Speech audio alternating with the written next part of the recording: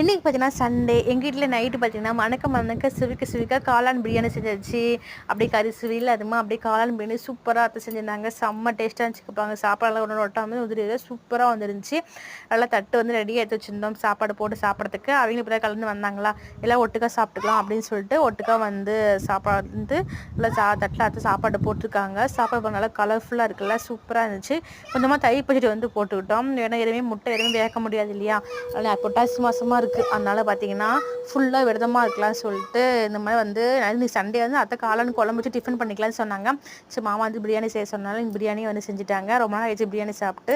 லாஸ்ட்டாக போட்டால் சிக்கும் போது ஞாயிற்றுக்கிழமை வந்து பார்த்தீங்கன்னா அன்றைக்கி வந்து பிரியாணி செஞ்சோம். மறுபடியும் வந்து இன்றைக்கி தான் சாப்பாடு பிரியாணியே செய்கிறோம். பார்க்கலாம். இன்றைக்கி அப்போ வந்து காயாகவே இந்த வாரம் ஃபுல்லாக சாப்பிட்டாச்சா, நல்லா கொஞ்சம் வந்து வேறமாக மாற்றி சாப்பிட்லான்னு சொல்லிட்டு காளான் பிரியாணி செஞ்சாச்சு. தயிர் ஊற்றி நைட்டு உட்காந்து சாப்பிட போகிறோம். நீ நைட்டு சண்டே எங்களுக்கு தான் ஸ்பெஷல். உங்களுக்கு சொல்லிட்டு கண்டிப்பாக கமெண்ட் பண்ணுங்கள். பாய்.